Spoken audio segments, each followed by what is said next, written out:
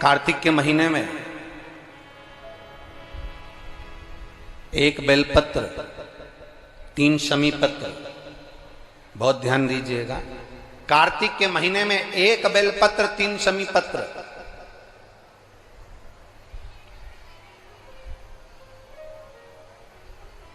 कार्तिक के महीने की दोनों अष्टमी में से किसी भी अष्टमी पर,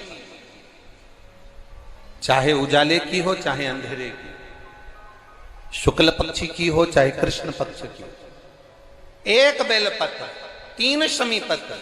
आप कभी दिल से, कभी मौका मिले हृदय से, दामोदर मास में, कार्तिक मास में अशोक सुंदरी वाली जगह का स्पर्श कर कर भगवान शंकर के शिवलिंग पर एक बार समर्पित कर कर देखना, और दूसरे वर्ष इंतजार करना कि तुमने कार्तिक महीने में अष्टमी के दिन बाबा को शमी पत्र बेलपत्र दिया था, क्या बाबा ने तेरे घर में धन और वैभव दिया कि नहीं दिया? जो स्थिति में गाड़ी चल रही थी वो स्थिति की गाड़ी तेरी पार हुई कि ना हुई? कितने बेलपत्र? बोलो बोलो, जम के बोलो जरा। कितना शमी पत्र? एक बेलपत्र, 3 शमी पत्र।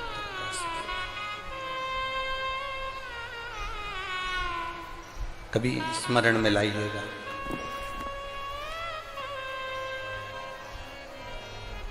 बस ये जो कार्तिक महीने में, दामोदर मास में आप एक बेलपत्र, 3 शमी पत्र अष्टमी के दिन, चाहे शुक्ल पक्ष की हो चाहे कृष्ण पक्ष की हो, ये दोनों अष्टमी में से किसी भी अष्टमी को जब आप समर्पित करें तो चंपेश्वर महादेव का नाम लेकर, कौन से महादेव? जम के बोलो जरा, सबकी आवाज आना चाहिए। चंपेश्वर महादेव, केवल चंपेश्वर महादेव का नाम लेकर आप अशोक सुंदरी का स्पर्श कराकर शंकर भगवान के शिवलिंग पर समर्पित करें। अशोक सुंदरी तो मालूम है ना सबको? ये जलाधारी, ये बीच में से जो 2 लाइन गई, गणेश कार्तिकेय, और बीच में एक लाइन जाती है मोटी सी शिवलिंग के सम्मुख में, उसको अशोक सुंदरी का स्थान कहा है। शंकर भगवान के ऊपर जो जल की जलाधारी लगती है, जिसमें से बूंद बूंद पानी गिरता है, वो भगवान शंकर की 5 बेटियां हैं जो ऊपर कलश के रूप में रखी रहती हैं, जिसमें से बूंद बूंद जल नीचे गिरता है। जया, विषहरा, शामली बारी, दौतली, देव। शिव जी की 5 बेटी, शंकर भगवान की 6ठी बेटी अशोक सुंदरी बीच में। जब आप बेलपत्र 1, शमी पत्र 3, चंपेश्वर महादेव का नाम लेकर अशोक सुंदरी का स्पर्श कराकर भगवान शंकर को जब आप समर्पित करेंगे इस कार्तिक महीने में, दामोदर मास में, अष्टमी तिथि के दिन, चाहे वो शुक्ल पक्ष की हो चाहे वो कृष्ण पक्ष की हो, अष्टमी तिथि को अगर समर्पित करते हैं तो आप वर्ष भर में इंतजार कर कर जरूर बताना कि तुम साल भर पहले जितना कमाते थे, वर्ष भर पहले तुम जो व्यापार व्यवसाय कर रहे थे, साल भर से जो नौकरी के लिए प्रयास कर रहे थे, उसमें सफलता आपको अगले वर्ष की दामोदर मास आने से पहले मिली कि नहीं मिली, वो स्मरण आपके भीतर होना चाहिए।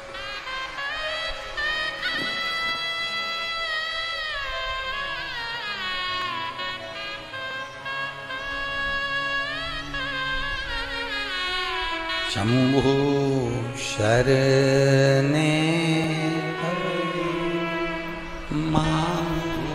घड़ी रे दुख काटो, दया कर दर्शन। आप दिल से उससे प्रार्थना करोगे तो वो दिल से दे देगा। महाराज, ईमान और जुबान, 2 चीजें व्यक्ति की पक्की होना चाहिए। क्या क्या? बोलो, जम के बोलो। ईमान और दूसरी जुबान पक्की हो।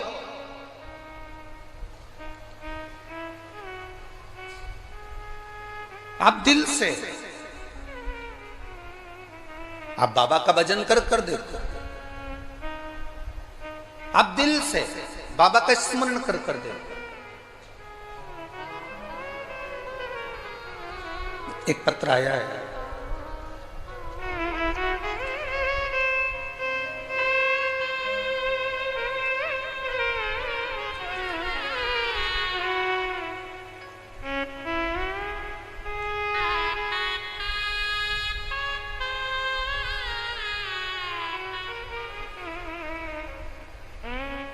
चंद्रमुखी शर्मा, पता है राया मथुरा, कहीं बैठी हैं? हाथ हिला सकती हैं, अगर कहीं बैठी हो तो हाथ हिलाइए। आप ही हैं? दोनों हाथ हिला दो एक बार। हाँ हिलाइए दोनों हाथ, ठीक है। एक बार वापिस हाथ हिला दो। चंद्रमुखी शर्मा, राया मथुरा से रहने वाली हूं गुरुजी। बाबा का मैं क्या गुणगान करूं। मेरी बेटी मुस्कान कई सालों से नौकरी की तैयारी कर रही थी कि सरकारी नौकरी मिले, पर नहीं मिली। आखिरी में हताश होकर वो मंदिर जाना भी छोड़ी, भगवान का भजन करना भी छोड़ी। तब एक बार टीवी पर हमने कथा सुनी, और कथा सुनकर हमारी बेटी से कहा कि देख, वो महाराज सियोर वाला कहता है कि शिव जी को एक लोटा जल चढ़ाना चाहिए। मां, हम ब्रज की रज में रहते हैं, ठाकुर जी का भजन करते हैं,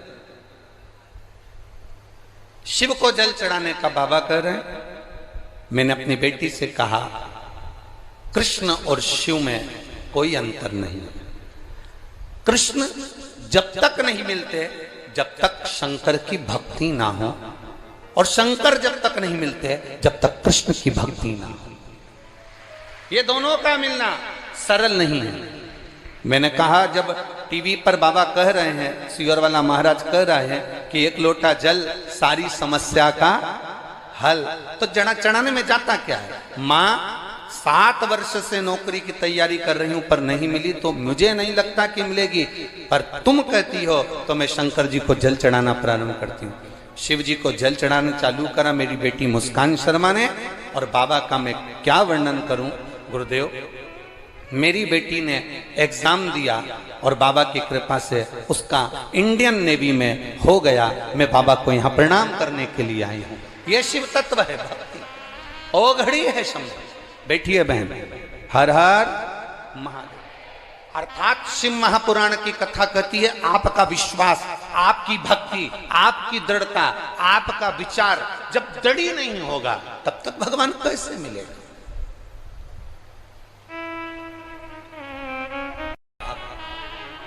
दड़ी बनकर बैठोगे, भगवान शंकर की आराधना दड़ी बनकर करोगे, ईमान और जुबान पक्की रखकर आप शिव की अगर आराधना करोगे, तो अगर कथा मिल सकती है तो क्या मेरा महादेव नहीं मिल सकता? क्या मेरा शिव नहीं मिलेगा? अवश्य प्राप्त।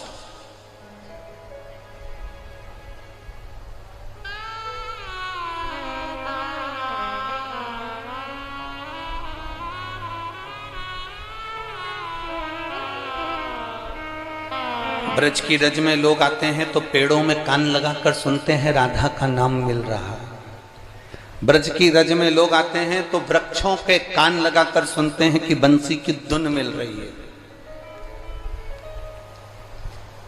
हम कहते हैं इतने खो जाओ परमात्मा में।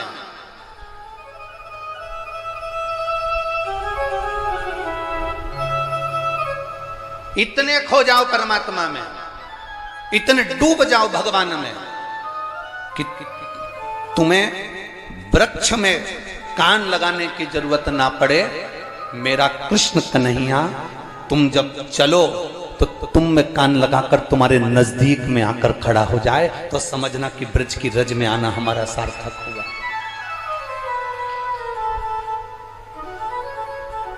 हमारा ब्रज की रज में आना सार्थक हुआ, तब समझिए आप।